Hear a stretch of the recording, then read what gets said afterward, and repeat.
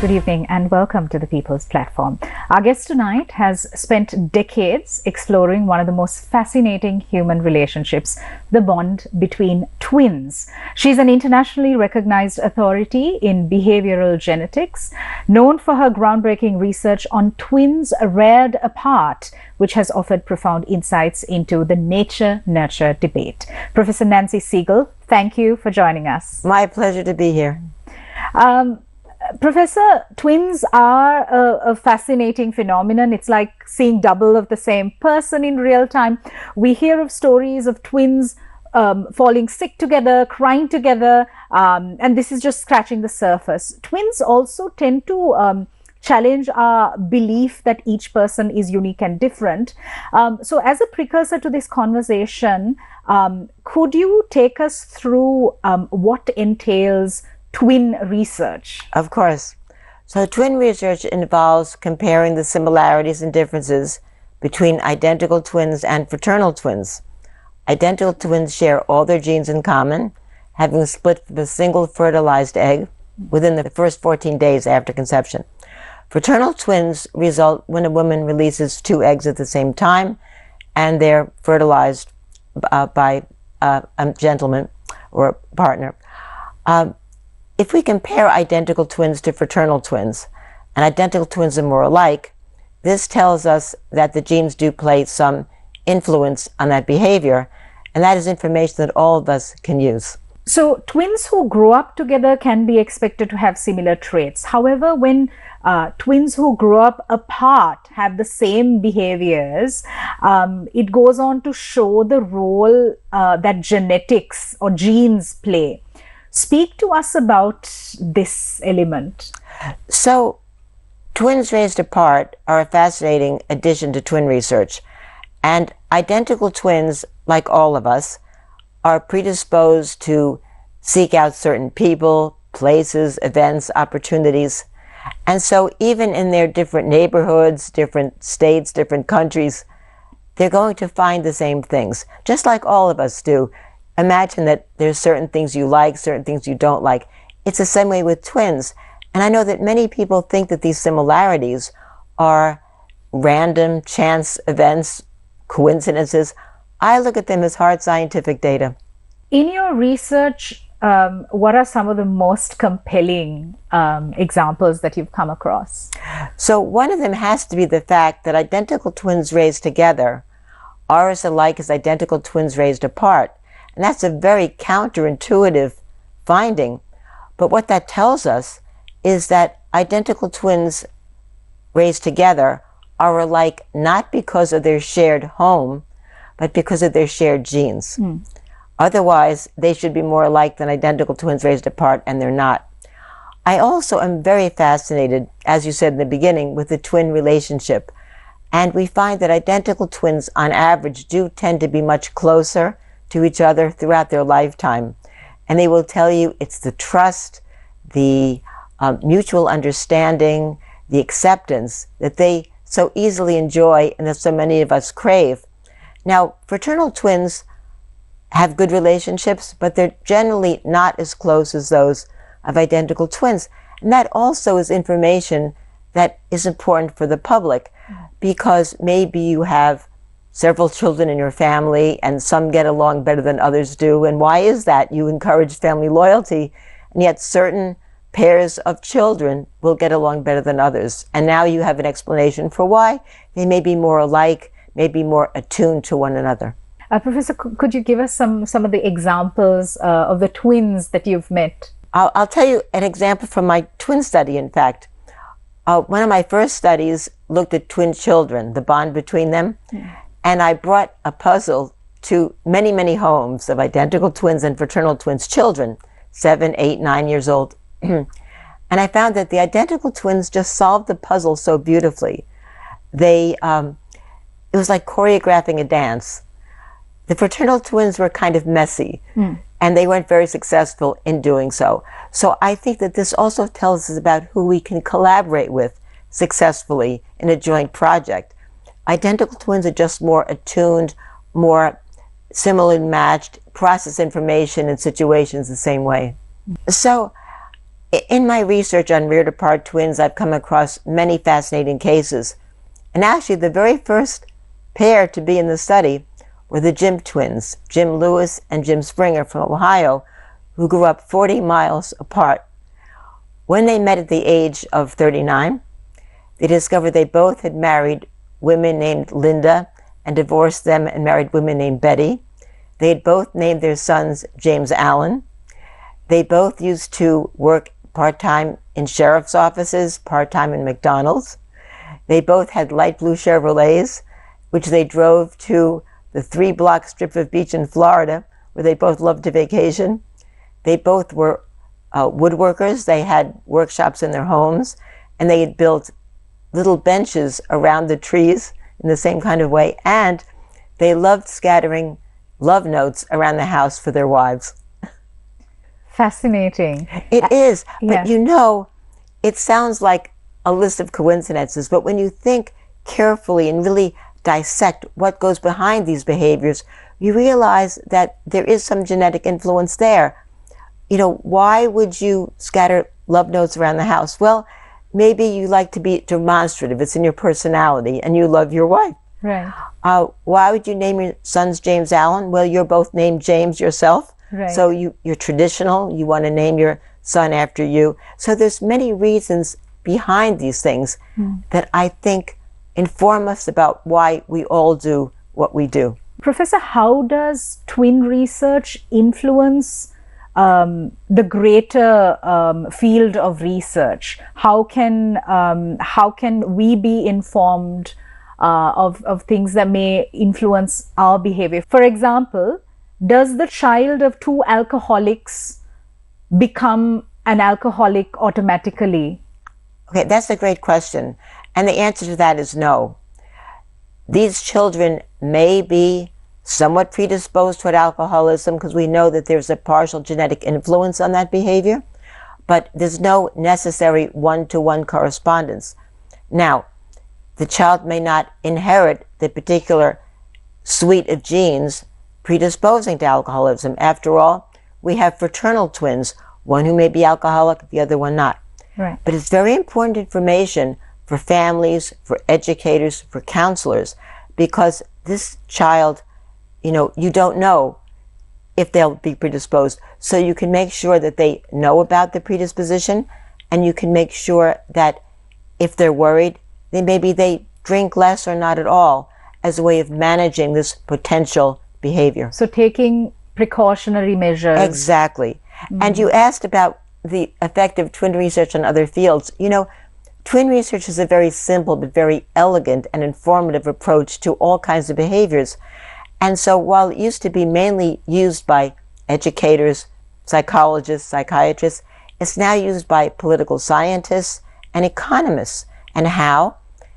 People want to know, are political attitudes and interest influenced by the genes? And the answer to that is yes, in part. People want to know if one identical twin has more education than the other, will that twin make more money? And the answer to that is also yes. So again, this is all information that we gather from twins that can be used by so many different fields. It's just really fantastic because it is so simple and it is so elegant. It's like nature's natural experiment. Sure. On the same lines, if I were to ask you, would the daughter of a family of corrupt politicians be more inclined to be a corrupt politician herself? She might be. And that might come partly from the genes or in part from the environment, what she sees all around her. So again, with complex traits like these are very complex traits that are influenced by many, many genes, right? And so there's no one-to-one correspondence, as I said. Right. I mean, think about children in a family. You can have an actor, you can have a teacher, you can have a convict. I mean, you can have so many different outcomes, really. And so I think that yes, for this child that you mentioned, this hypothetical child, there's no one-to-one correspondence. Right. Maybe a predisposition, but maybe that child, even with a predisposition, will not like the behavior she sees around her and will make an effort to be very, very different. I'm reminded of this story that goes, two sons who grew up with the same father who was an alcoholic were asked, why did you become an alcoholic? And one son says, because I saw my father. And the other son, who is not an alcoholic, when he's asked why he is the way he is, he says, because I saw my father. So, yes. So there is no conclusive answer, is what you're saying, right? And it's very complicated. It's a very complicated behavior, and I think that many people don't have a real sense of the power of genes. And so the alcoholic son that you mentioned thinks it's because he saw his father. Well, that's a very obvious explanation. But what he's not thinking about is that he also inherited probably some predisposing genes at the same time. Because if you're an adopted child and you live among alcoholics, they tend not to be, right? Because they don't get the predisposition. Okay. We're living in a world where we see a decline in human empathy.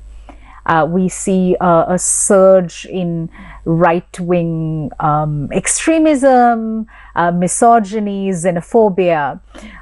Professor, how can we use the learnings from all of these research and ensure that we sort of steer humanity towards the right direction in terms of being well informed? And I'm talking with respect to human kindness, empathy. Well, a lot of times our behaviors are affected by the cultural change, the societal change around us. And so I think that, you're going to have individual differences in the degree of empathy and things like that. And so I think it's a matter of encouraging people who are predisposed anyway to be empathic. And I think it's a matter of just educating people, as to the fact that people can change. Genes are not set in stone. Okay. They're not. And so we can all change. Some behaviors are easier to change than others, but we all can't be the same. That's one thing we know for sure. So I think it's a matter of, showing people that yes, you can change, and just because you're inherited a certain suite of genes, and we know that empathy to some degree has a genetic component to it, right? Oh, okay. Just about everything we measure does. Right. There's one twin study that showed really no genetic effect, and that was in love styles, how quickly or slowly we fall in love. Now, there's only one study, and I think it has to be repeated because I think that probably there is a genetic component to that. But nevertheless, when you come back to empathy, people can change. And a lot of it depends on, the experiences they have, which I think would make a big difference. Mm-hmm. Can we relate the findings of research from twin studies to trauma, in the field of trauma? When we study the field of trauma, is there anything that comes out of the research done on twins? Well, there have been studies on twins who've been in wartime. Okay. And there have been studies of twins where only one went into the war. Okay. And so, yes, susceptibility to trauma can be genetically influenced. Mm-hmm. Some people are just more highly affected by it. And so I think that's information that's very important to know. And I think that, when you have twins where one has the trauma and one doesn't, let's say they both went into war, that's very, very fascinating, because we have to then figure out why did one develop it and one did not. And by understanding why one did not, can maybe help counselors and educators and military people help people, who are in these situations to avoid these traumas, or at least to better deal with them. Professor, what has been one of the most bold or controversial findings that you've come across in your research on twins? Well, over the years, there's been a lot of resistance to the idea that ability, general intelligence, could be genetically influenced. A lot of resistance to that. But the data from twin studies, both twins raised together and twins raised apart, has been very persuasive. These are studies done in different countries, different twins, different investigators, different time points, and it all ends up being the same finding that general intelligence does, to some degree, have a genetic component to it.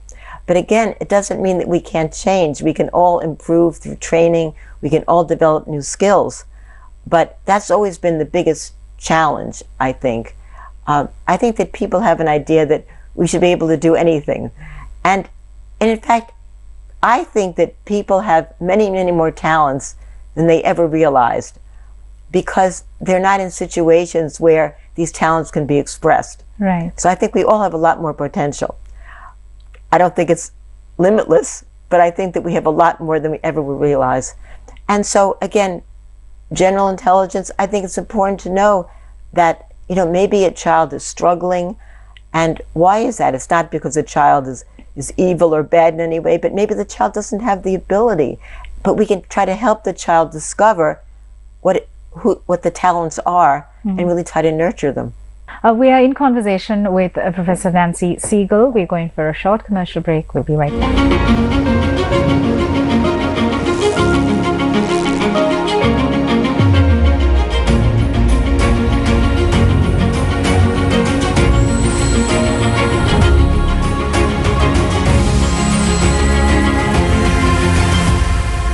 Welcome back. We are in conversation with Professor Nancy Segal. Professor, Sri Lanka recently hosted the 21st Twin Congress in Colombo, bringing together a host of researchers and experts from across the world. You played a pivotal role in this initiative along with Professor Atula Sumatipala. Speak to us about this. Well, the Twin Congress is just a wonderful opportunity to bring together twin researchers from around the world with different areas of expertise, whether it's human behavior, whether it's the biological aspect of twinship, whether it's parents of twins, whether it's the pregnancy. And it's a great opportunity to share ideas, share research findings, develop new collaborations. I gave several talks at this conference. I presented a study of whether or not twins have similar creativity and expertise in drawing. Okay. And I found that identical twins did, fraternal twins much less so. So there is a genetic component to that. And the interesting area there is, does your drawing test predict your intelligence level? And I found that it did not. Okay. I also gave a talk on books and films. I organize that session every year. And so we talked about some of the latest books that had twins and some of the latest films that are coming up, which is a fascinating session. And the opening night was really, really special. We had some visiting dignitaries from all through Colombo show up at this, give speeches. And I was very honored to give one of the opening addresses. With another researcher, I traced the early history of the twin congresses, going back to 1983. Now, the first one was before that, but I've been to every one since 1983, all around the world, and I've just learned so much and made so many wonderful connections. And so I'm coming away with ideas, collaborations, many from Sri Lanka. Sri Lanka has a marvelous twin research program, just very active, very prolific, expertise in so many areas. I was very impressed. I had no idea of the breadth and scope of it. Okay, fabulous. Professor, moving on to some of your research, I'd like to ask you about this book you've written called Deliberately Divided, which speaks about an unethical study conducted in New York in the 1960s. Take our viewers through some of the highlights. Yes, so what happened, how that got started, is that an adoption agency named Louise Wise Services had a psychiatric consultant, Dr. Viola Bernard, and she was of the opinion that twins should be placed in separate homes because she worried that they would never develop an identity on their own. Now, single mothers, some of whom had twins, came to the Louise Wise agency. requested that the children be adopted by the same family, but because of this idea that they're better off apart, they were placed with different families. Adoptive parents never knew they were raising a twin child, and were never told that the children were being secretly studied over time. So when children were very young, they were studied several times in the first year, less as they got older, and when they were 12, the study effectively ended. I worked with the people who knew the investigators, and I interviewed every twin pair and triplet pair that was in that study. And I can tell you that the research was very poorly conducted. It's actually been hidden from the twins, placed in an archive at Yale University, not to be open till 2065. Now the twins are able to get some of their data now. It's a rather difficult process for them, but they're able to get it. But what really bothers me the most is just how unfair and unethical it was to separate these twins who were deprived of a beautiful, celebrated relationship. And fraternal twins were also separated, but never studied, which is very bad science. But the point is, why did you separate these babies? So when they met as adults, and many of them met through mistaken identity because they look alike, they were so angry that they were just used as scientific pawns to feed somebody's blind ambitions. That's all it was. And they missed out on so many important growing up years. And many of them have formed very close relationships now, but not all have, because they didn't have a shared social history, which is so important among siblings. And so when the movie Three Identical Strangers came out, I'm sure many of your viewers have seen it, people came up to me and said, "You must write the book." And I was a little bit reluctant because I knew how controversial it would be. But I felt it was my responsibility to document this terrible episode in twin research history to ensure that it never happens again.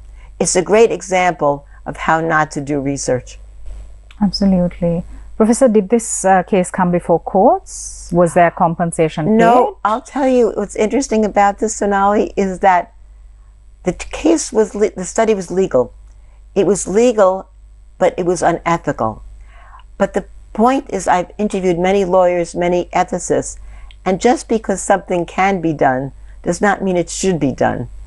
And I believe that these investigators were so insensitive and blind to the idea that these are twins with a special relationship, and how cruel it was to deprive them of this. And the data were never really analyzed. They published a few case histories, just a couple. And mainly, I've read them all, and mainly it was just a rehash of old material differently packaged. So there was really nothing new that came from this. It's really unfortunate. You know, their idea was to study separated twins from birth. The previous studies of twins raised apart have all done adults, right? So they had to sort of recreate their childhoods. This was studying twins in real time. But just to give you an example, there was one pair of identical twin girls who both had seizures. And so the doctors were treating them differently. And the parents should have been told. The investigators knew, but never told the parents. To me, that's really medical malpractice. Professor, you've authored 9 books on twins. 2 more are coming up. You have a book called Gay Fathers, Twin Sons. Tell us the story behind this. Okay.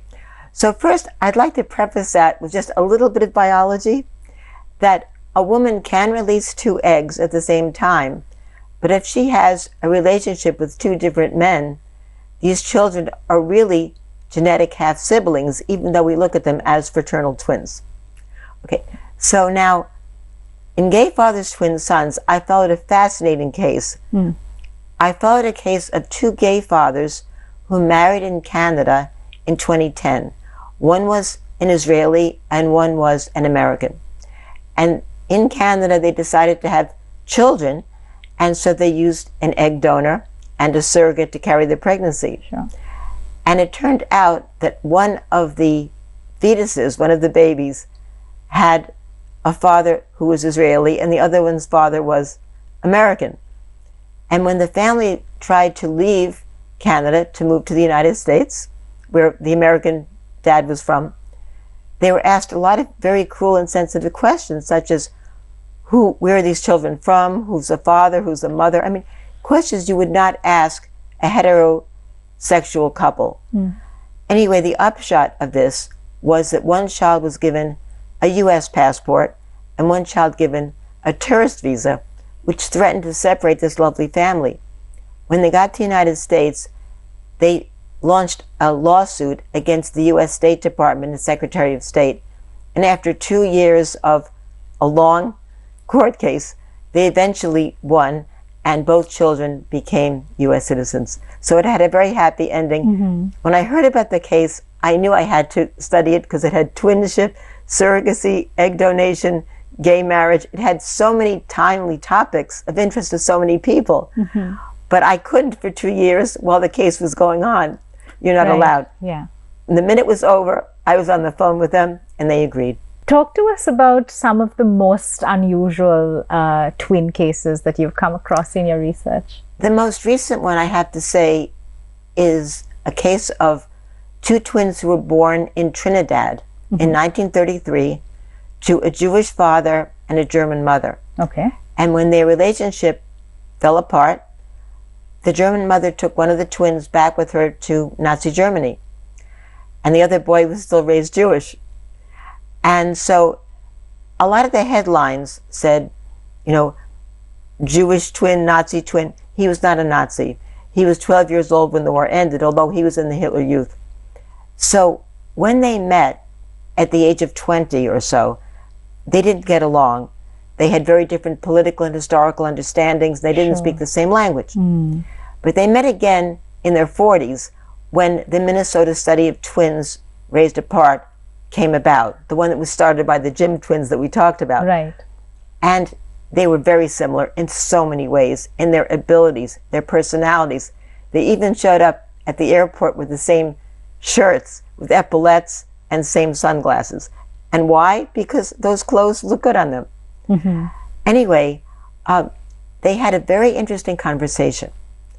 And the conversation was that if they had been switched, you know, if the one raised in Germany had been raised in Trinidad and vice versa, they would have adopted the philosophy and beliefs and historical understandings that they currently despised. And that's a very fascinating idea because, you know, even though if all of us were raised in a different set of findings or a different cultural climate, and we would be different. I mean, a lot of us would be the same, as we know from twins raised apart, but certain things would be different. And to think that you would be adopting a viewpoint that you so despise is quite amazing. It is. It's fascinating. Have you come across any twins where one grew up religious and one grew up an atheist?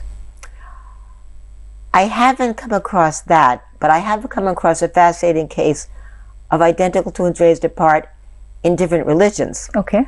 But very much into those religions. One Jewish, one Christian. Right. And when they met, they both understood each other's attraction to religion, and they knew that if their homes had been switched, they would have adopted that religion because they were both very spiritual. They like routines, they like rituals and things of that sort. Right. So that's also very, very fascinating. And what's also interesting was that they each grew up with an adoptive sibling in that home, and those siblings were not religious. Oh, wow. Yeah. Okay. Yeah. Now, I am doing another study right now of Chinese twins who are raised apart from birth, and this is a study where I am following children from very early age, Right. with the consent of their parents' full knowledge. Sure. And there is one case I can think of where one child was raised in a very religious home and one with basically no religion at all. And that created a little tension for a while, but it's all smoothed out now. And I think what it tells me is that when you're an identical twin and you meet, even if there's a very profound difference between you that probably would keep other people separate, you're still inclined to overlook that because the twinship is so important. What are some of the other future projects that you have in store? So I need to explain this to your viewers, but when identical twins marry non-twins, the children are legal first cousins, but also genetic half-siblings because they essentially share one genetically identical parent, either the mother or the father. Right. And each aunt or uncle is really the genetic parent of their niece or nephew. Right?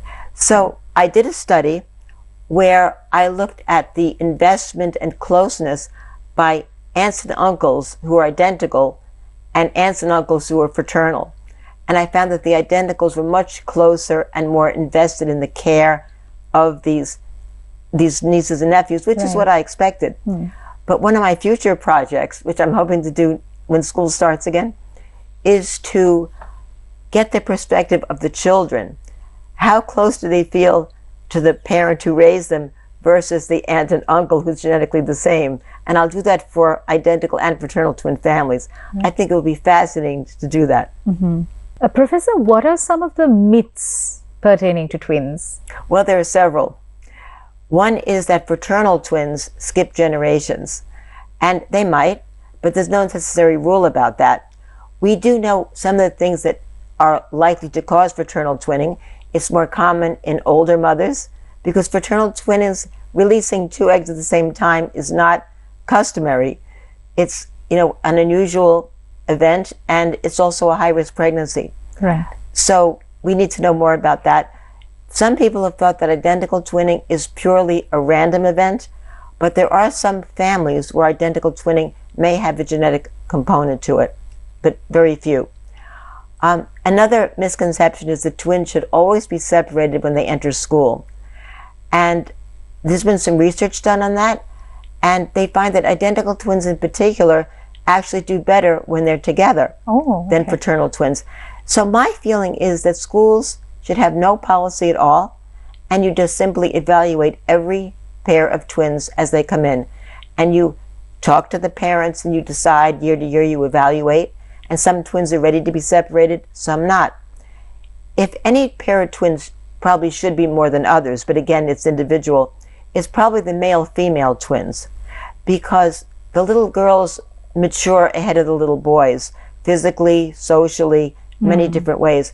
And so they might be better off being apart so the little boy can, come into his own more easily. Sure. But I would never put twins in different school grades, because then the twin who's left behind will be so stigmatized by their friends and be called the stupid twin.